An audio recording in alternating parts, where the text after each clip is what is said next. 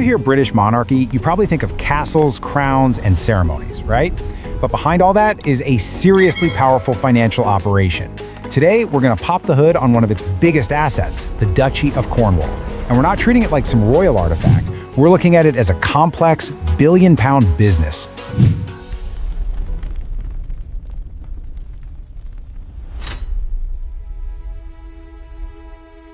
So you look at this and you think, wow, what a beautiful piece of the English countryside. And you're not wrong. But what you're actually looking at is a key asset in a nearly 700-year-old enterprise worth over £1 billion.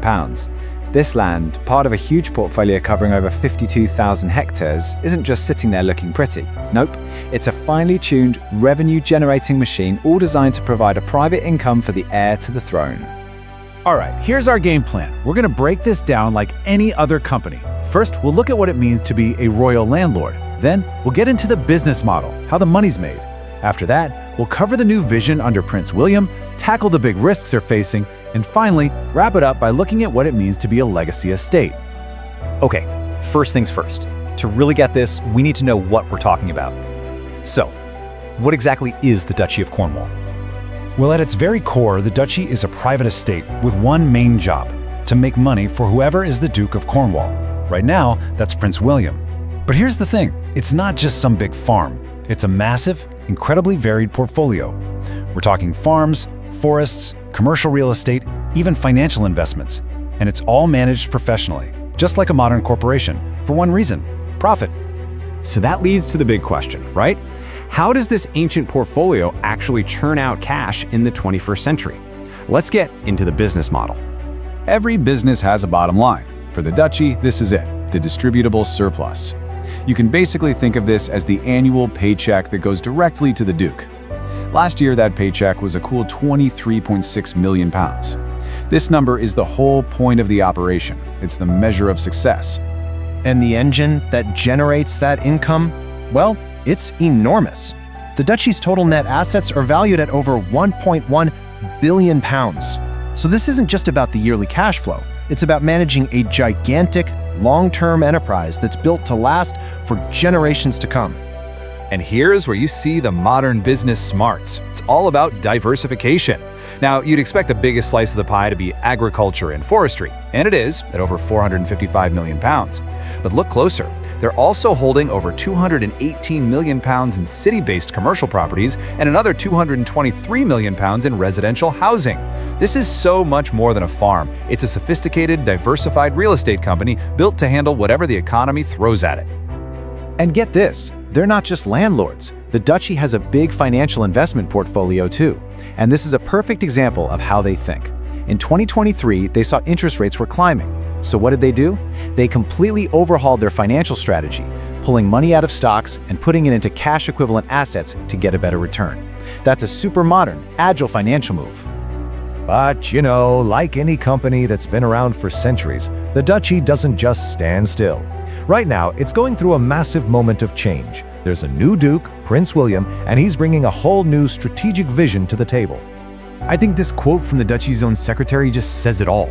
This is a moment of reevaluation. A new boss is figuring out what his priorities are for this ancient institution. So what are they? Here we go, his 4 key goals. The first one is classic business. Keep growing the income. Totally expected. But then look at the next 3.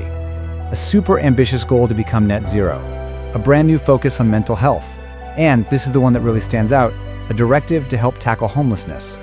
It's this fascinating mix of old school profit motive with the kind of modern, social, and environmental goals you'd see at a cutting-edge company today. Of course, chasing these new goals isn't exactly a walk in the park. Like any huge corporation, the duchy is juggling a pretty complex and serious list of risks. And what's wild is that the duchy's own annual report is incredibly blunt about this. It says its biggest risks aren't just about the stock market or property values. No, they're existential. Threats that could shake the very foundation of the whole enterprise. And this right here shows you why. On the left, you've got a classic farm, the absolute heart of the duchy's portfolio for hundreds of years. And on the right, a climate model that predicts that by the 2050s, parts of the estate could face severe summer droughts in almost half the years. You see the problem?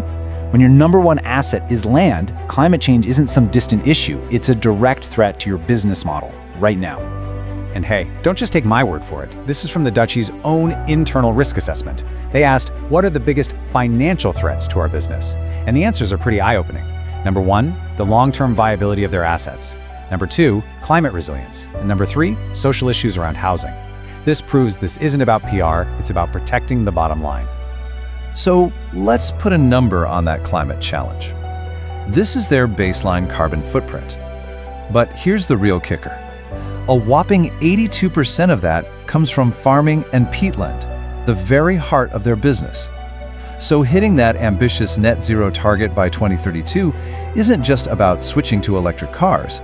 It means they have to fundamentally transform their core business operations. Okay, so all of this brings us to the final piece of the puzzle, and maybe the most complicated part of this whole story, the duchy's ultimate purpose as a legacy estate. This is their official vision, built on 5 pillars, and you can see the constant balancing act they're playing right here in their own words. You've got viability, the business side, sitting right next to people and sustainability. Reputation is just as important as governance. This makes it clear, this isn't just another company you can sell off for parts. It's a piece of heritage that has to be protected. And this, right here, just nails the central conflict at the heart of the Duchy of Cornwall. It's got this dual mandate. On the one hand, it has to be a sharp, modern, profitable business to cut that check for the Duke every year. But on the other hand, it has this profound, almost sacred duty to be a good steward, to make sure this incredible estate is passed on in even better shape to the next generation. So it all leaves us with this one big question. Is the Duchy of Cornwall just a private piggy bank, a historical perk for the heir to the throne, or can it actually become a real-world model for a massive, sustainable enterprise that perfectly balances profit with purpose? The new Duke says he wants it to be both. The real question is, in a world with so much climate and social pressure, can he actually pull it off?